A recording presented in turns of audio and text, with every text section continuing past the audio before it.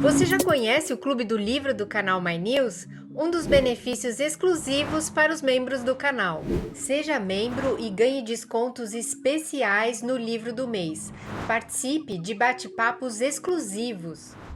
Apoie o nosso projeto. Seja membro do canal My News. Oi, tudo bem? Calma, ainda sou eu, Thiago Amparo. Tabet volta semana que vem. Começamos agora o Segunda Chamada. A escalação de hoje, Mara Luque, Marco Antônio Villa, Lilian Tarran e o deputado do DEM, Rodrigo Maia. Vamos falar da pior fase da pandemia no Brasil, da possibilidade de impeachment, das crises criadas por Bolsonaro e da polêmica da vacinação privada. Para quem é membro do My News, tem conteúdo exclusivo sobre a Carta pela Democracia, assinado por 6 pré-candidatos à presidência. Vem com a gente que o Segunda Chamada está começando.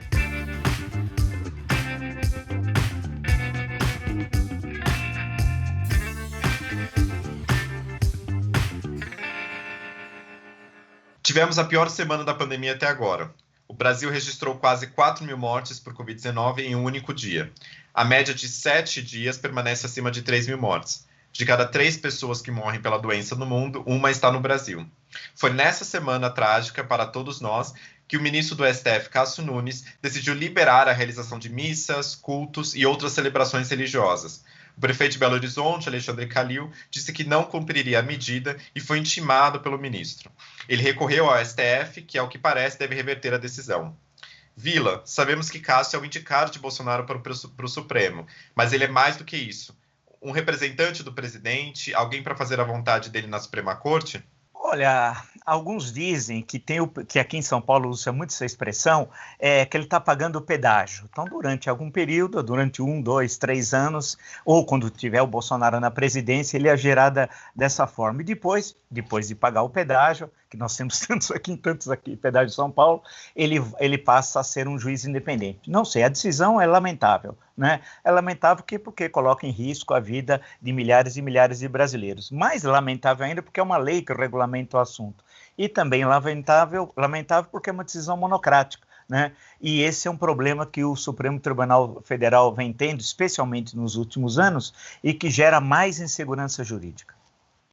Inclusive, Villa, na coluna de hoje na Folha eu mencionei justamente isso, sobre a confusão jurídica gerada pelo Cássio Nunes por uma liminar monocrática logo antes do domingo de Páscoa, o que obviamente não pôde ser revertido pelo plenário, porque ele não enviou para o plenário essa decisão, e também agora o Gilmar Mendes acabou de conceder uma liminar, não concedeu uma liminar, na verdade, com relação a São Paulo, ou seja, mantendo a proibição em São Paulo das atividades religiosas presenciais, o que cria ali uma confusão que o plenário do STF vai ter que decidir muito em breve, né? E a intimação do prefeito de BH atendeu uma manifestação da Advocacia Geral da União, comandada pelo ex-ministro da Justiça e o wannabe ministro do STF, falando em pedágio, André Mendonça. Deputado Rodrigo Maia, o André Mendonça tem até julho, data da aposentadoria de Marco Aurélio, para fazer tudo o que Bolsonaro quer. Vamos ver muitas dobradinhas entre Mendonça e Cássio?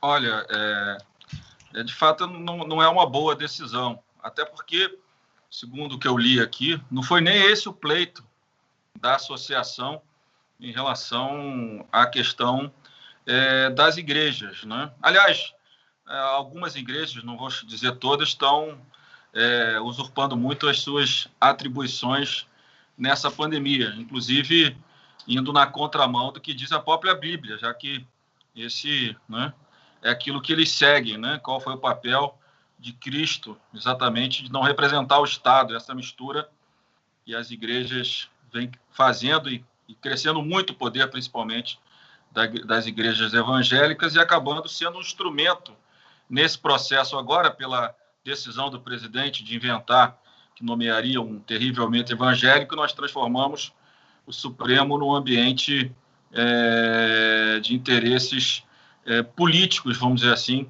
políticos do judiciário. Então, acho que é uma decisão ruim, até porque o Supremo já tinha, inclusive, também tratado desse tema no passado, sobre responsabilidade, né? E, mais uma vez, estimulado, a impressão que dá, claro que a gente não tem como ter 100% de certeza, o presidente estimulando os conflitos, né?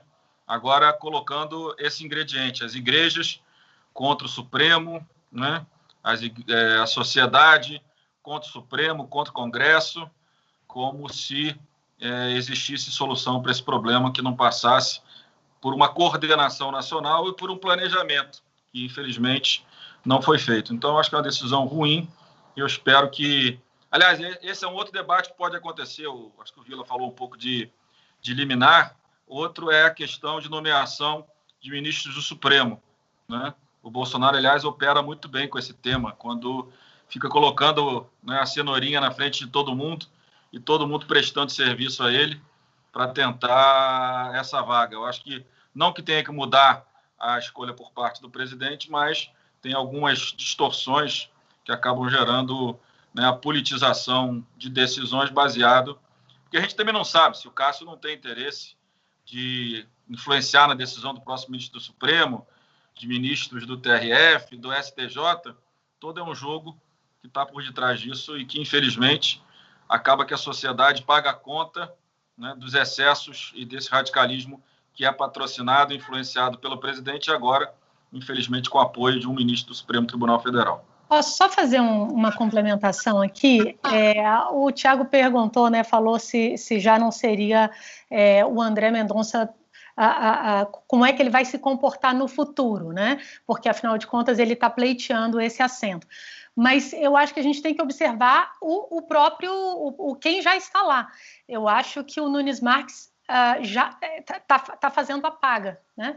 O fato de ele vir e dar uma decisão como essa, né, na véspera de Páscoa, que a gente sabe que teria um efeito potencializado, já é, na verdade, o cumprimento de um compromisso que ele tem com o presidente e que ele tem também com a Anajure, que foi lá e respaldou a nomeação dele. O que a gente vai ter é mais um ministro do Supremo com esse mesmo compromisso. Isso está muito claro. E agora tem se falado ainda, eu não sei se vocês estão acompanhando, mas tem se falado, inclusive, na transformação da vaga de PGR na vaga de mais um ministro do Supremo. Então, se isso ocorrer ainda no âmbito do governo de Bolsonaro, então ele teria aí a possibilidade de indicar mais um ministro. Vamos ver para onde caminha essa humanidade aí. Mas, para mim, fica muito claro que o Cássio Nunes agiu nesse sentido e que o próximo que vier respaldado por essa instituição, por esse grupo que representa aí as igrejas evangélicas, também vai ter esse mesmo compromisso e a gente vai assistir a vários episódios como esse que a gente testemunhou aí no fim de semana. Não, e é interessante também, Liliano, só nesse ponto que você mencionou a Anajure, né, a Associação de Juristas Evangélicos, que o Cássio Nunes, em outro caso, não tinha aceito a legitimidade, a possibilidade de que essa associação ingressasse no STF diretamente, e nesse caso ele aceitou. E também é interessante perceber que não necessariamente há um conflito necessário entre liberdade de culto e saúde, né, as pessoas continuam celebrando a sua religião de casa, inclusive por meio online, então não é impossível, obviamente, a questão não é proibir a religião, como o próprio Cássio Nunes colocou de forma errônea, no meu ver, mas na decisão, mas na verdade é compatibilizar nesse momento, né, super dificultoso da pandemia. E com a pandemia cada vez mais descontrolada, as conversas sobre impeachment do presidente Bolsonaro estão sempre acontecendo. Mas o governo vem tentando agradar o Centrão no Congresso e criar uma ponte de diálogo com o STF. O antigo ministro da Defesa, Fernando Azevedo e Silva, tinha interlocução com o Supremo. Bolsonaro já deu uma missão ao novo ministro, Braga Neto, se aproximar do Supremo. Deputado, você já disse várias vezes que não desengavetou nenhum pedido de impeachment quando era presidente da Câmara, porque não havia votos suficientes. E Bolsonaro tinha apoio popular. E agora, existe algum sinal de construção de impeachment? Quantos votos há na Câmara hoje pela destituição do presidente? Olha, esse movimento dentro da Câmara e do Senado é muito interessante, né?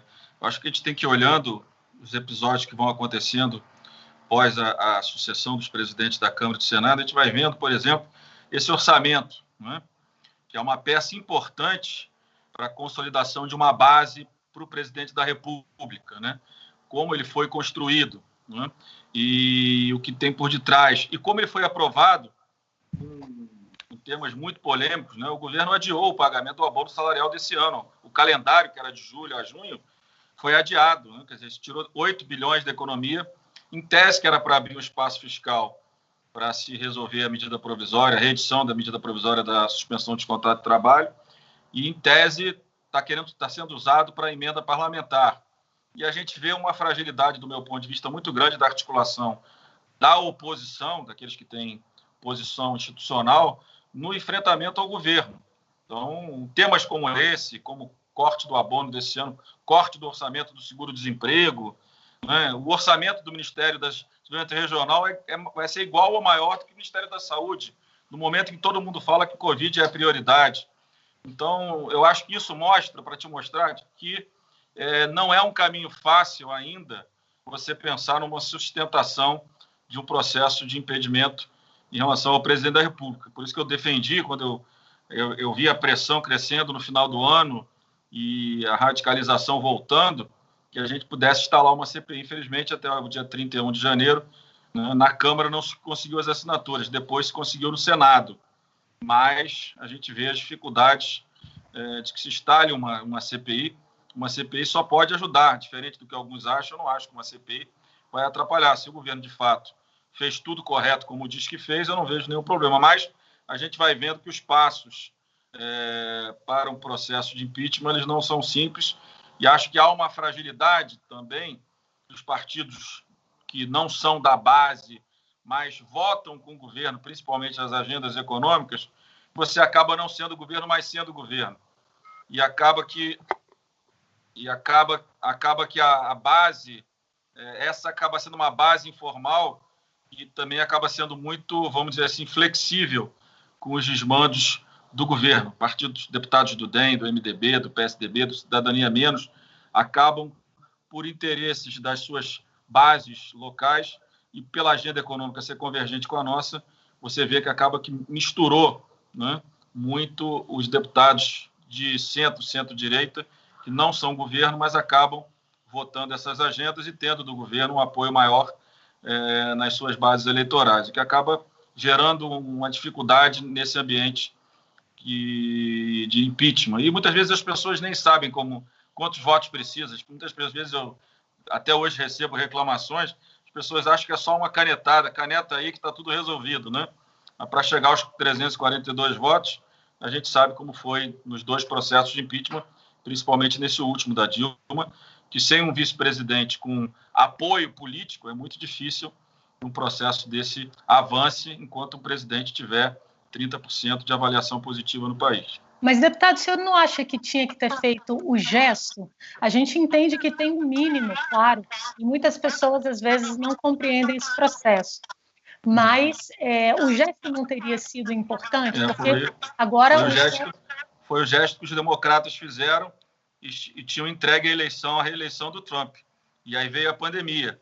Não esqueça que um processo desse, para ser derrotado, a narrativa do golpe e a vitória contra o golpe, né, seria muito bem montada e criaria um fortalecimento do presidente. Um processo desse, e depois, que eu acho que no momento mais começou uma volta de um processo mais duro do presidente, foi no recesso. E aí no recesso era muito difícil que eu tomasse uma decisão no recesso, até porque o resultado da eleição que a gente viu qual foi, era muito simples, o futuro presidente ligado ao presidente da República, mesmo não podendo, porque isso não poderia, não há instrumento dentro da Constituição e do regimento da Casa que no processo de impeachment deferido alguém pode recorrer, não há recurso a deferimento, mas mesmo assim, claro que o governo ia usar com o novo presidente da Câmara o instrumento do recesso, para no recesso anular a minha decisão, o que fortaleceria também a posição do presidente, enfraqueceria muito a nossa. Então, eu acho que o exemplo americano e um processo que eu acho que começou a voltar na sociedade, esteve lá em abril e em maio, depois parou pelo volume de recursos que se colocou para o enfrentamento à pandemia, isso acalmou grande parte da sociedade, e quando volta em janeiro, eu acho que ali no recesso a legitimidade já era muito pequena para um deferimento de impeachment. Deputado, você chegou a conversar com o general Mourão sobre isso? Não, nunca. Eu conversei muito pouco com o general Mourão.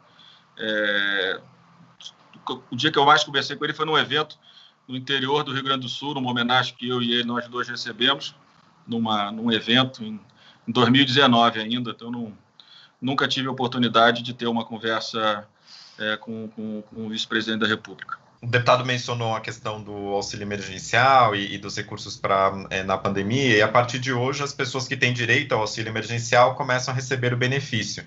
1/3 dos que receberam o auxílio de R$600 em 2020 não receberão em 2021.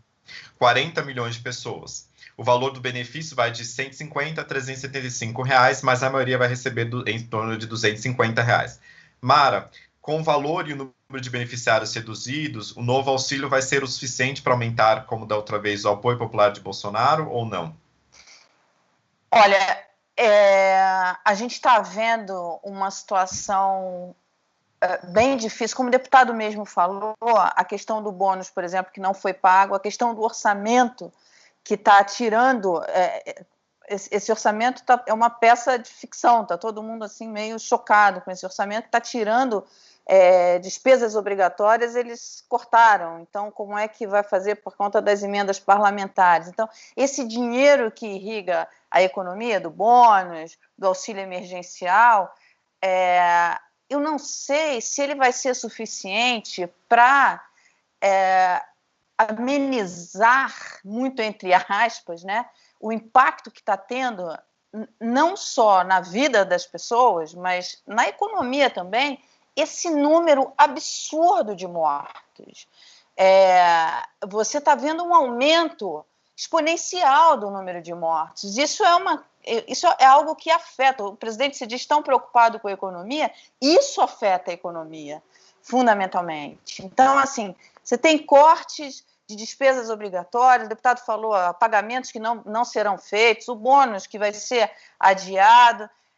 Esse auxílio emergencial, que é menor, eu não sei, eu realmente não sei, e isso o professor Vila pode até ter uma análise melhor para a gente, do que vai sustentar a popularidade do presidente, entendeu? Porque hoje você vê a pandemia, as pessoas estão perdendo 2, 3, 4 pessoas da mesma família, famílias desaparecendo por conta da pandemia. Até onde isso vai? Até onde o Congresso não pode fazer nada? Até onde o Congresso vai sancionar isso? A questão sanitária ela está aumentando de uma forma assim, muito, muito rápida. Eu não vejo dinheiro suficiente que vá conseguir amenizar a culpa do presidente em relação a isso. Acho que está claro para todo mundo a culpa dele em relação ao que está acontecendo no país hoje, esse volume de mortes. Não, eu acho rapidamente o seguinte, quer dizer, eu acho que tem algumas falácias aí. Uma, que o presidente ia ganhar as eleições do ano passado, há 4 meses atrás.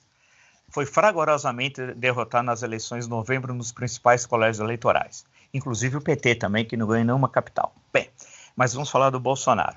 Então, a história do apoio eleitoral, conversa fiada.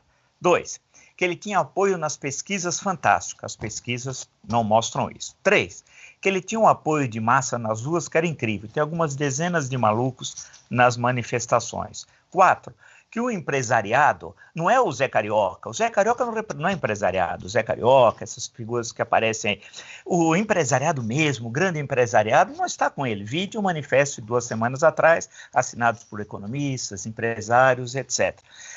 A situação econômica é cada vez mais grave. É verdade que o auxílio emergencial, que não era de 600, foi a Câmara que pegou de 200 e multiplicou por 3, corretamente, né, deu aquele apoio de momento. E eu dizia, usando Machado de Assis, o efeito Marcela, lá do Memórias Póstumas de Brás Cubas, né? Marcela amou-me por 15 contos de réis, né, e durante 15 meses e 13 contos de réis. Foi assim que aquilo ia passar. Passou. Esse auxílio emergencial não resolve, ao contrário, a situação vai ficar muito grave. Então tem a questão econômica. Tem esse orçamento que não vai ter recurso para aposentadoria, abono salarial, BPC e etc. E outros gastos obrigatórios. Então você vai somando tudo e nós só temos 332 mil mortos, só pouca coisa, da Covid-19, com a tendência de nós fecharmos esse mês com 400 mil. E alguns dizem que em meados de junho, se nada for feito, até final do mês de junho, podemos atingir 500 mil.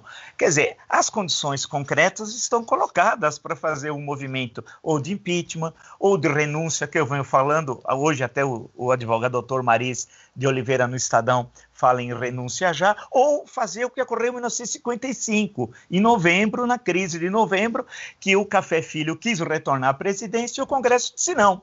Né? Então é bom olhar o que aconteceu naquilo. Nós tivemos 3 presidentes em novembro. Começamos com Café Filho, Carlos Luz e terminamos com Nereu Ramos, né? Na golpe e no contragolpe, e decisão do Congresso, vale lembrar. E não foi impeachment, porque a Constituição de 46 é idêntica o impeachment com a de 88. Tanto que a Lei 1079, que foi recepcionada pela Constituição de 88, é para a Constituição de 46. De 10 de abril de 1950. Então, tem o episódio de 55, que não foi feito impeachment, e o Café não renunciou. Ao contrário, não só ele foi retirado da presidência pelo Congresso, como ele recorreu ao Supremo e perdeu no Supremo também. Tem naquela coleção os grandes julgamentos do Supremo Tribunal Federal, volume 3, se não me engano, toda a sessão e a decisão tomada. Então, é uma outra alternativa. A questão que se coloca, e eu já encontro com vocês, já tinha dito, é que o Bolsonaro não terminará a presidência da República, porque isso é impossível. E por que é impossível? O Brasil vai explodir. Nós estamos em abril, o Brasil aguenta 1 ano e meio até outubro para resolver esse problema Bolsonaro? É impossível. A economia vai estar devastada e, o mais importante, 500 mil de mortos, 500 mil até julho, hein? Alguns estimam. Porque nós não resolveremos a vacinação esse ano, não resolveremos, vai passar para 2022, caos social, não tem partido político, não tem base segura no Congresso Nacional e cada dia não vai ter apoio do grande empresariado, o isolamento diplomático, o Estado pária continua. Bem, mais condições que isso eu nunca vi na história do Brasil republicano por uma luta para retirar um presidente que coloca em risco os interesses nacionais. Uhum. Só fazendo um adendo aqui, é que o ministro Paulo Guedes falou aí nesses últimos dias, né, que precisaria, mais uma vez tentando instigar a questão das reformas, que com 3, 4 ou 5 bilhões o Brasil aniquilaria o coronavírus. Bom, primeiro é que ele foi de uma precisão suíça, né? 3, 4 ou 5 bilhões. Aí só para fazer um paralelo, os Estados Unidos, a gente está acompanhando aí, eles aprovaram um plano de recuperação de 1,9 trilhão somente para Nova York. Aí, assim, estou falando só para o setor de bares e restaurantes, eles vão colocar o aporte de 6 bilhões de dólares. Para o setor da educação, mais 4 bilhões de dólares. A gente está falando apenas de Nova York, sem contar com o repasse pessoa física que eles estão fazendo ali, que equivale o que eles estão colocando lá, $1.400, equivaleria aqui para a gente a R$8 mil pessoa física. Então, eles vão precisar de dar um jeito, eu concordo demais aí com o professor, que esse caldo, ele já está, né, ali estava no banho-maria, mas entrou numa fervura que é muito difícil, vai cozinhar todo mundo que estiver perto dessa panela, não tem condição. Realmente a situação, ela tá no limite, né? E falando em crise, Lilian, insatisfeito com Forças Armadas, pouco alinhados, Bolsonaro trocou o ministro da Defesa, demitiu os comandantes da Marinha, da Aeronáutica e do Exército e criou a maior crise militar no país desde a redemocratização, né? Um ótimo momento da pandemia para fazer isso. O presidente queria mais apoio do que chama de meu exército, né, entre aspas, na palavra do presidente. Deputado, foi uma crise fabricada, uma tentativa de golpe, uma mediação de forças de Bolsonaro com o exército? Qual a sua leitura sobre essa crise no exército e Bolsonaro? Bem, eu acho que o presidente tentou, enfraquecido, criar uma reação, tentando mostrar um ambiente de apoio, né, das Forças Armadas. Aproveitou que ia ter que tirar o ministro das Relações Exteriores, que perdeu as condições depois das últimas falas. Quer dizer, condições ele não teve nunca. Essa que é a verdade. Nem ele, nem o do meio ambiente. Que agora diz que com $1 bilhão americano ele resolve o desmatamento do Brasil. E o pior é que nossos jornais ainda publicam um besterol desse. Devia ser completamente ignorado, né? Porque ele ignorado pelo menos atrapalhava menos o Brasil. Então, o que eu acho que toda vez que ele está acuado, ele paga para ver e vai testando os nossos limites, os nossos, que eu digo, da sociedade, das instituições. Mais uma vez, ele testa. E olha que ele acabou sendo competente, porque não tem ninguém discutindo o Ministério da Justiça, né? Que, em tese, pode ser uma tentativa maior de interferência, aonde se pode fazer o bem ou o mal se o nomeado for competente. Eu não me assusto, daqui a pouco o Bolsonaro propor a transferência do CAF para o Ministério da Justiça. Então, o COAF, desculpa. O COAF para o Ministério da Justiça. Então, eu acho que ele tentou, acho que as Forças Armadas reagiram de forma correta, né, ao absurdo que ele fez com o ministro da Defesa, que ficou ali como equilibrista, né, em todos aqueles momentos em 2020, constrangimento de andar de helicóptero. Então, todos esses momentos, essas narrativas ou imagens de força, né, que o presidente faz, ele tentou mais uma vez. Acho que quando ele sentiu que os 3 comandantes não iam aceitar, ele anunciou que ele estava demitindo. E mesmo assim, eu acho que na sucessão, que era o mais importante, parece que ele não conseguiu fazer o movimento de colocar quadros mais próximos ao nome dele. Então, eu acho que ele fez um movimento que não foi bem sucedido, né? E acho que ele vem, infelizmente, prejudicando muito a imagem das Forças Armadas. E foi bom, mesmo tardio, foi boa a reação das 3 forças contra essa interferência, essa tentativa de interferência que ele e esse grupo, esse mundo radical dele, eles fazem. Eu acho que é importante a gente pensar também, esse grupo todo que apoia o presidente, Vila, que não são, claro, não vou dizer que são os 30, né? Os 30 ainda tem parte dos nossos empresários que são muito flexíveis e coniventes, né? Porque todo mundo quer abrir aí o capital da sua empresa, quer captar dinheiro, quer ganhar dinheiro no mercado financeiro. O próprio mercado financeiro muito conivente com Paulo Guedes, que de fato, como a Lília falou, né, resolvia com pouco dinheiro o Covid, e a gente sabe que estamos vendo aí o resultado de tudo, né? Então, eu acho que é interessante como o Bolsonaro opera essas questões e como é que é esse grupo de eleitores que eu acho que precisa ser pesquisado. Eu estou lendo um livro, eu acho que muito interessante, se chama A Tirania do Mérito, de um professor de Harvard, que ele fala exatamente sobre a tecnocracia, como é que toma conta dos Estados Unidos, do Partido Social Democrata, né, e como é que a questão do mérito, né, acaba valorizando poucos e humilhando uma parte da sociedade, que o Trump ganha a eleição entre os brancos sem formação universitária e perde entre os de formação universitária, e eles acham que esse é o ambiente, eu estou ainda lendo o livro, que esse é o mesmo ambiente do Brexit, é o mesmo ambiente vamos dizer, desse encaminhamento aí dessa aliança nacional populista internacional da qual o Brasil faz parte. Então é importante a gente também discutir quem são esses eleitores,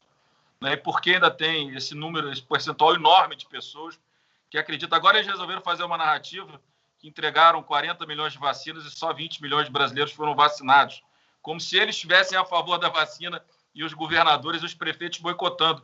E a gente olhando essa barbaridade e um grupo de brasileiros multiplicando isso nas redes sociais, nos WhatsApps, vai dando uma certa angústia na gente de ver essa maluquice toda acontecendo, essa irresponsabilidade toda, e eles ainda tentam criar uma narrativa falsa. Outro dia estava o filho do presidente na Jovem Pan, dizendo que o ministro Ernesto fez uma grande política, ele que conseguiu trazer os insumos da China para a vacina do Butantan. Então, essas barbaridades todas, né, e essas narrativas, e você vai vendo pesquisa diária, você vai vendo que ele perdeu muito quando a pandemia saiu de controle agora, e ele vem recuperando ao pouco alguma popularidade, não perto do que ele tinha no final de 19, mas alguma popularidade ele vem recuperando porque ele começou a fazer esses...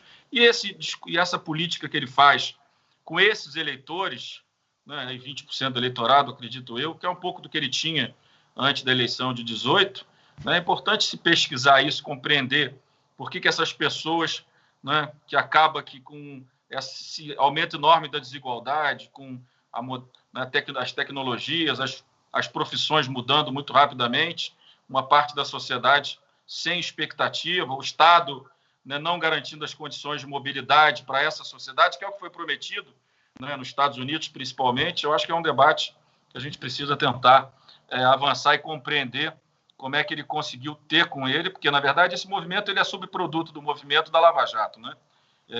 Ele acabou sendo beneficiado porque a Lava Jato caminhou para criminalizar a política toda e não teve candidato. Então, acabou que o Bolsonaro foi, apesar de ter tantos mandatos e ter feito tão pouco, ele conseguiu representar a novidade, que é outra coisa que eu tenho falado desde 19. Nós somos culpados da vitória do Bolsonaro, que eu digo, a política, né? A sociedade, nós como somos culpados de um quadro como o Bolsonaro ter chegado à presidência. E aquela aliança com Paulo Guedes, né, que justificou a muitos empresários e justifica até hoje, né, o voto no Bolsonaro. Né? O voto do Bolsonaro, né, que eu acabei no segundo turno votando também, porque eu fiz campanha contra o PT durante 13 anos, meu eleitor não ia atender, mas só votei. Né? Já me incomoda de ter votado, mas pelo menos só votei. Eu acho que cada dia agora a gente está vendo um economista, um empresário, né, agora fazendo meia-culpa. Ninguém tinha dúvida que o Bolsonaro era isso. Deputado, então você se arrepende? Era impossível alguém mandar no presidente da República. Porque se nem o garotinho mandando a Rosinha no estado do Rio, imagina se o Paulo Guedes ia mandar o Bolsonaro, né? Deputado, então você se arrepende de ter votado no... Não, eu tenho todo um processo de líder de oposição, de presidente de partido de oposição ao PT. Eu teria muita dificuldade de justificar para o meu eleitor o voto no Fernando Haddad, apesar de saber que ele era uma pessoa, pelo menos do ponto de vista democrático, muito melhor que o Bolsonaro. Eu sabia quem era o Bolsonaro, ninguém me conhecia do Rio de Janeiro, conhecia do Congresso. Talvez eu tenha errado na minha avaliação sobre as qualidades do Paulo Guedes. Talvez, como um palestrante, ele seja um ótimo estimulador de plateias, né? Mas como ministro da Economia se mostrou um fracasso. E na mesma linha, ele é tão negacionista como o Bolsonaro. Em relação à justificativa do meu voto, que foi uma política econômica mais liberal, eu não tenho dúvida que ali talvez eu me arrependa. Agora, em relação ao Bolsonaro, ninguém pode se arrepender, porque todo mundo conhecia o Bolsonaro. Uma vez eu tive um almoço com os empresários, quando a gente estava discutindo, inclusive, o apoio ao Ciro Gomes, juntou um grupo de empresários no Rio, do Brasil, pediu para almoçar comigo, e eu disse, vocês estão aqui pedindo para eu apoiar o Geraldo Alckmin, porque vocês sabem que eles vão perder, vocês já estão apoiando o Bolsonaro. Vocês vão ver o que vai acontecer. Então, eu não me arrependo, porque eu sabia, né, quem é que não via os vídeos do Bolsonaro atacando a democracia, mas, naquele momento, eu como político, com o tempo que eu tinha de Congresso contra o PT, talvez hoje, por tudo que eu construí na presidência, de reaproximação com os partidos de esquerda, talvez hoje, certamente, eu votaria no Fernando Haddad. Mas, em 18, com as informações que eu tinha, com o que eu tinha construído, era muito difícil. Mas eu não me enganei com o Bolsonaro. Talvez eu tenha me enganado com o que o Paulo Guedes representa hoje na política econômica brasileira. E em 22, o senhor seria capaz de apoiar o Lula no primeiro turno? Eu acho muito difícil apoiar o Lula no primeiro turno, até porque... primeiro é o seguinte, eu apoiar o Lula no primeiro turno dependeria muito do meu partido, né, que eu vou sair do Democratas. Talvez se a minha decisão caminhar para um partido, caminhar para o PMDB, se o PMDB oficialmente apoiar o Lula, eu sempre sigo a orientação do meu partido, mas eu não acho nem que o PMDB vai apoiar o Lula no primeiro turno, nem acredito que hoje a minha tendência maior não é mais... Eu acho que a questão do PMDB do Rio está muito complicada e eu não posso me abraçar com os problemas que não fui eu que construí no MDB do Rio. Então, para onde o partido que eu vá me filiar, das opções que eu tenho, eu acho que nenhum deles majoritariamente tende a apoiar o Lula. Então, eu como sou partidário, acho que a questão partidária é muito importante para a democracia. Eu acho que é muito difícil que eu caminhe num apoio ao Lula no primeiro turno. Agora, no segundo turno, eu espero que pelo menos ele ou um dos dois esteja fora, aí facilita a nossa vida. Até porque eu acho que é mais fácil o Lula estar no primeiro turno, no segundo turno, do que o Bolsonaro hoje, né? Eu acho que o Bolsonaro, de fato, vai ter muita dificuldade, porque eu acho que as políticas colocadas nessa segunda onda são muito tímidas em relação ao que a população precisa. Mas acho difícil.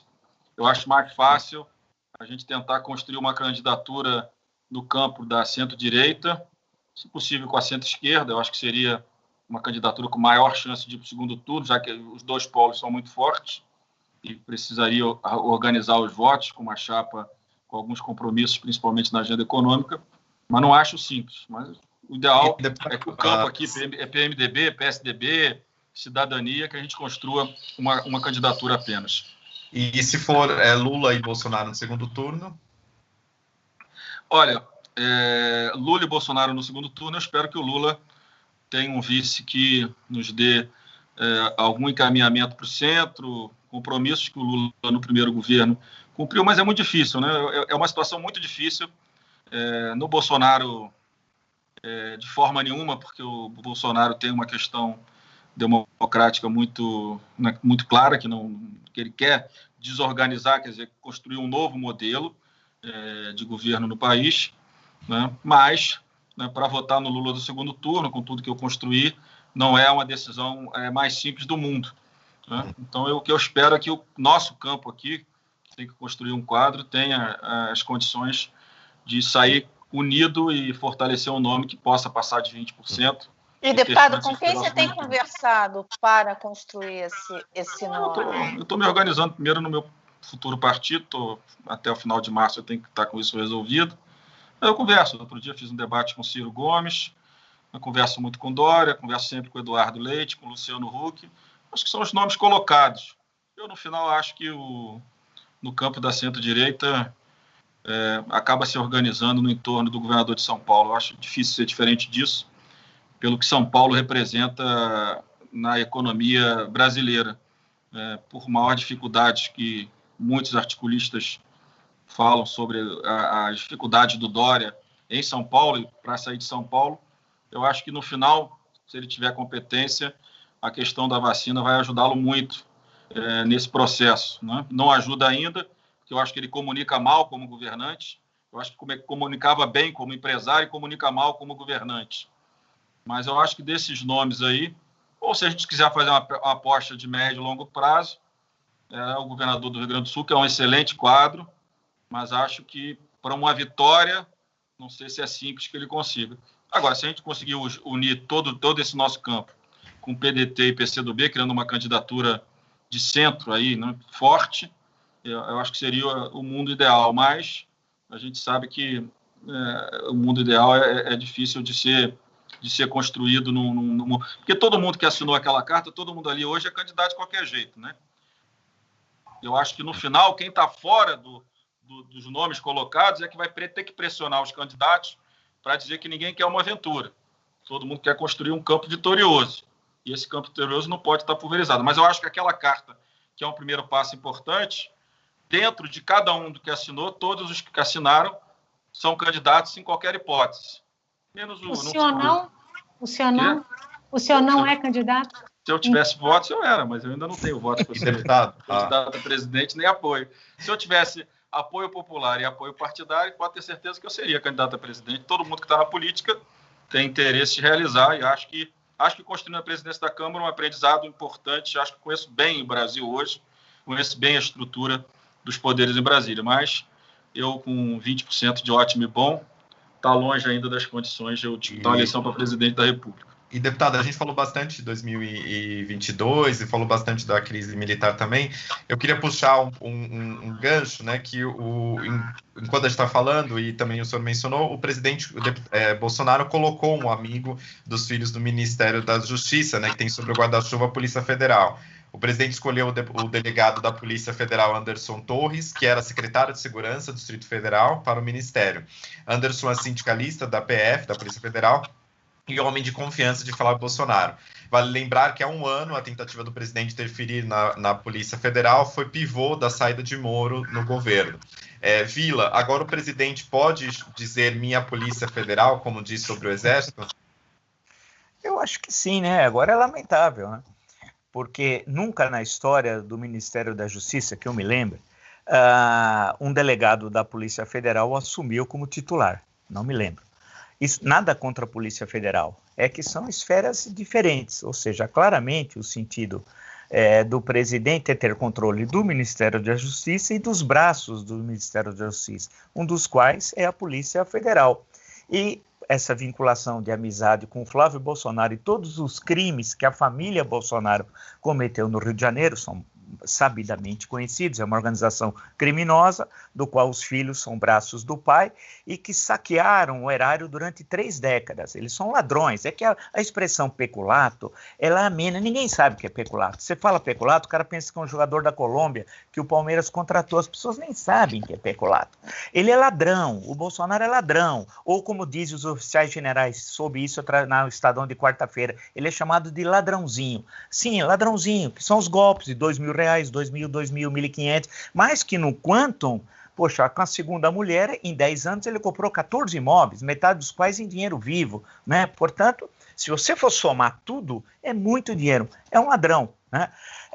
Que não pôde dar golpes maiores, porque não teve condições para tal, mas foi muito eficaz roubando dinheiro público durante 3 décadas, junto com a sua família, né?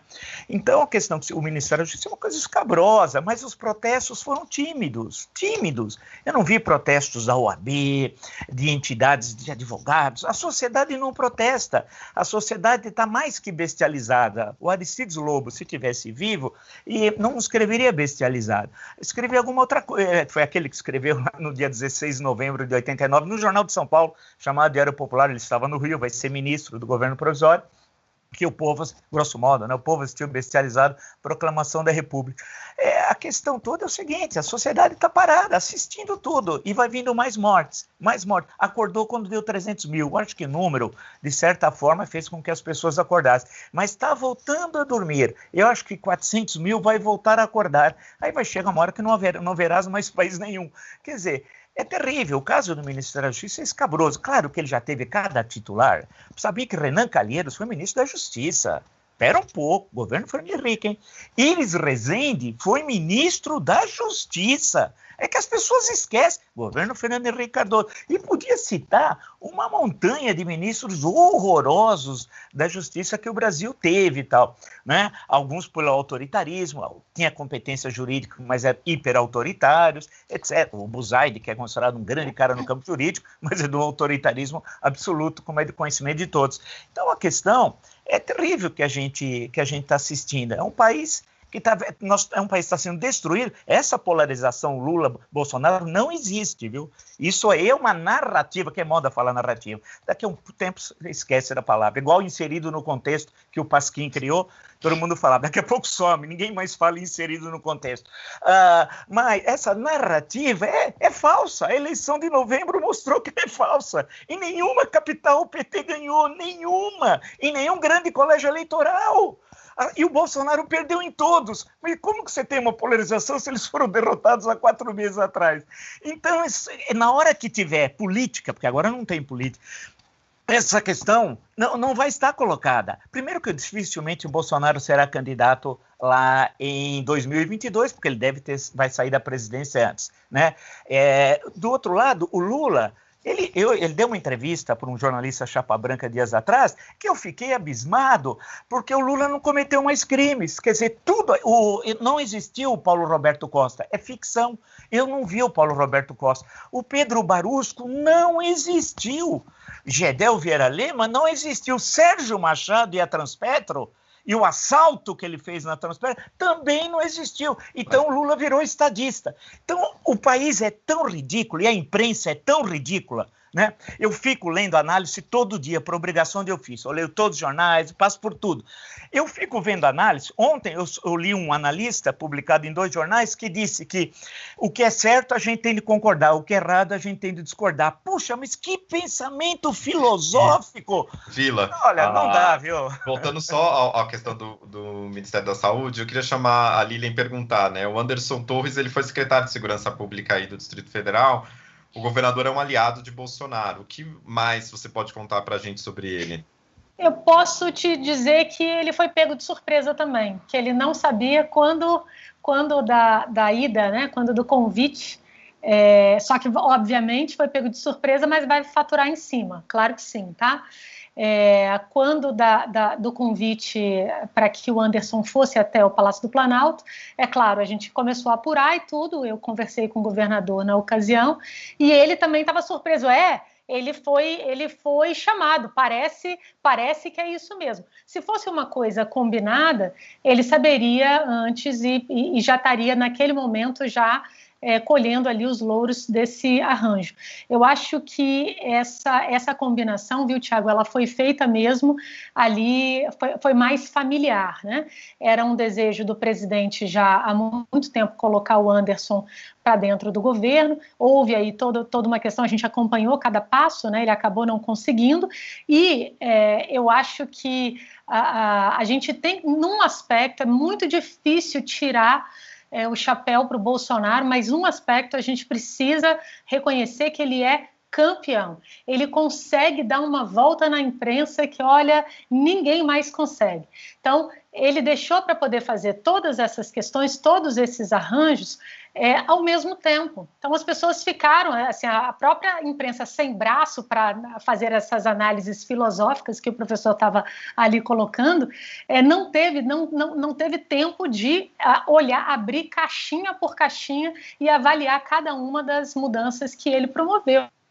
Assim, a maior crise, a troca de militares, a maior crise dos militares. Não, gente, não foi a maior crise. Ele tem legitimidade para poder trocar. Vai ser a maior crise quando ele tentar vir com os arroubos autoritários e as Forças Armadas racharem. Aí sim a gente vai falar de maior crise, porque a gente sabe que os oficiais vão agir de uma forma e a base vai agir de outra. Naquele momento, que ainda está por vir, a gente vai ter a maior crise. A maior crise da semana passada, ela é sanitária, ela é diplomática e de imagem. Eu não sei se todos repararam, mas nós estivemos em lugar de destaque em todos os grandes veículos do mundo. E nada elogioso. Assim, a gente foi do Le Monde ao New York Times, Washington Post, Financial Times, enfim, estivemos em todos. E da pior maneira possível. Então, a gente bateu o recorde de mortes na semana passada e isso tudo ficou apagado, né? Assim, tudo isso, por exemplo, não se falou na troca, muito pouco eu ouvi falar também uma personagem do Distrito Federal, a Flávia Arruda, que agora vai fazer articulação política. As pessoas fizeram o vínculo dela com o marido, que é óbvio, mas se conhecessem um pouquinho mais a política do Distrito Federal e esses personagens saberiam que o vínculo maior, claro, politicamente, por óbvio, eu estou falando, é com Valdemar Costa Neto, um personagem muito conhecido da política. Ele, sim, vai estar sentado ali na cadeira, vai dividir, sentado é demais, vai falar, com licença, vamos sentar juntos nessa sua cadeira aqui de articulador. Eu vi pouquíssimos veículos trabalhando essa informação de uma maneira analítica como ela deveria ser trabalhada. Todo mundo foi na base ali do linear, que ela é casada com o ex-governador do Distrito Federal, que foi condenado por corrupção. Tudo isso é verdade. Mas quem vai, de fato, agir na cadeira dela, que vai meiar com ela esse poder, é o Valdemar Costa Neto, que volta com tudo. E Lília, eu queria chamar a Mara também para a discussão, porque outra questão que surgiu no meio desse imbróglio todo, né, que como a Lília mencionou, aconteceu tudo quase né, ao mesmo tempo, controlando a narrativa, né, que é a palavra da moda que o Vila trouxe, o governo do Bolsonaro sempre tenta se alinhar com as polícias dos estados, né, um deputado bolsonarista, Major Vitor Hugo, tentou aprovar na semana passada um projeto de lei que permitiria que Bolsonaro, entre outras coisas, pudesse convocar civis e militares. Mara, isso deixa os governadores preocupados? Qual a sua avaliação a respeito disso? Isso deixa todo mundo preocupado, porque esse é o grande projeto do presidente. Ele está tentando isso de diversas formas e diversos caminhos. Armar a população, quando ele quer tirar as polícias militares da alçada dos governadores, da autonomia, da status. Esse é o grande projeto dele. Ele sabe que ele não tem apoio das Forças Armadas para dar o golpe e ele conta com essas polícias para fazer o golpe. Agora, eu não sei como é que o Congresso enxerga isso, deputado. Quer dizer, o Congresso percebe isso? Está atento a isso? Porque, veja, o presidente ele tem feito várias coisas e a gente fica se perguntando assim, ele não é cobrado. Aliás, o general Santos Cruz já falou aqui no programa algumas vezes sobre isso, numa entrevista que ele deu aqui também, ele fala sobre isso. O judiciário não cobra o presidente, as instituições não responsabilizam o presidente pelas coisas que ele tem feito. E ele tem cometido alguns crimes, e não está sendo cobrado por isso.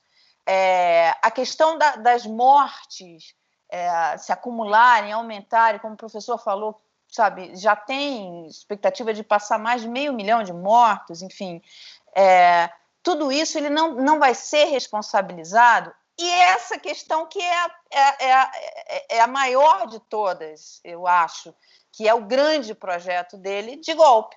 Ele sabe que não consegue com as Forças Armadas e ele está tentando fazer isso nós vivemos um Estado policial, e eu acho que esse movimento do Ministério da Justiça, do Ministro da Justiça, vai nesse sentido.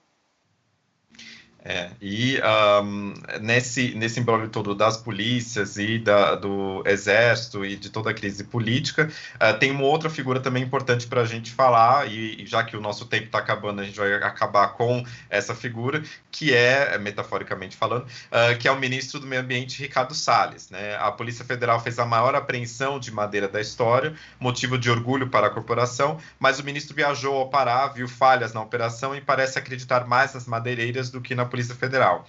O chefe da Polícia Federal no Amazonas, Alexandre Saraiva, deu uma entrevista à Folha sobre o caso, dizendo que um ministro do Meio Ambiente se manifestar contra essa ação é como um ministro do Trabalho ser contra uma operação de combate ao trabalho escravo. Deputado Maia, Ricardo Salles é ministro do Meio Ambiente ou das madeireiras? Ele é ministro de toda a narrativa, né? Acho que a Vila tem razão, a palavra agora é narrativa. Toda a narrativa que fortaleça a posição dele naquela cadeira. Então, tudo que ele tiver que fazer para agradar o Bolsonaro e o entorno irresponsável e maluco do entorno do presidente, ele vai fazendo. Ele pode ser o representante das madeireiras, no outro dia ele pode ser o representante dos grileiros, outro dia ele pode ser o representante dos que querem fazer mineração em terra indígena, ele pode ser representante de qualquer coisa contra o meio ambiente, porque eu acho que essa é a política do presidente da República. É um enfrentamento contra um grande ativo que o Brasil tem, né, para o nosso futuro. Então, o Ricardo Salles, eu disse uma vez, no ano passado, no meio da pandemia, eu recebi um grupo de empresários e aquela conversa daquela agenda econômica, eu falei, gente, pode fazer a agenda econômica que quiser. Se não tirar o ministro das Relações Exteriores e não tirar o do meio ambiente, são duas âncoras que o Brasil tem hoje. É claro que o responsável por toda essa instabilidade é o presidente da República. Nós não podemos negar que os ministros são nomeados e o presidente patrocina toda essa retórica radical e essa retórica contra, né, ou, né, desqualificando ONGs, desqualificando todo um processo que foi construído ao longo dos últimos anos de uma posição mais ativa do Brasil na preservação do meio ambiente. Então, acho que o Ricardo, para mim, é das piores figuras, por uma questão muito simples. Se nesse ambiente aqui nós formos, em tese, a favor do meio ambiente, ele vai ter um discurso aqui que todos nós sairemos satisfeitos com a conversa. Se daqui a 2 minutos ele entrar numa outra reunião como essa, num outro programa como esse, e o público for bolsonarista, ele vai falar com a mesma força contra o meio ambiente, dos absurdos que os franceses, os empresários querem assumir a floresta amazônica, etc. Então, ele é da pior das figuras, porque ele não acredita em nada do que ele está falando, é a narrativa para se manter num cargo de ministro do meio ambiente. Então, se a narrativa é essa, tanto faz para ele, né, qual é a boiada que vai passar. O que vale para ele é manter a posição de ministro do meio ambiente, mesmo que o Brasil esteja pagando um preço muito alto da sua imagem lá fora, e mais do que isso, né? Âncoras para a decisão de investimento de longo prazo, né? Vamos dizer, suportes de investimento de longo prazo, o meio ambiente e a questão fiscal, né? Elas estão completamente aí destruídas, uma por ele, a imagem externa na articulação pelo Ernesto, e a questão orçamentária agora destrói de vez um alicerce importante que é o respeito ao equilíbrio fiscal no Brasil. Então, acho que esse é um ministro que, para mim, não tem nenhuma virtude e tem um grande problema que fala qualquer coisa para qualquer ambiente para ser aplaudido. Agora, com essa nota, a gente vai agora para o trecho exclusivo dos membros. Vamos saber do Rodrigo Maia aqui o que ele pensa da vacina privada. O Arthur Lira, substituto do Rodrigo, quer passar uma lei para que as empresas possam comprar sem necessariamente doar para o SUS.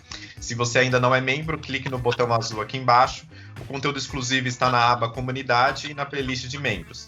O Segunda Chamada volta na semana que vem com o Antônio Tabet. Vocês vão ficar livres de mim por enquanto. Valeu, pessoal. Até a próxima.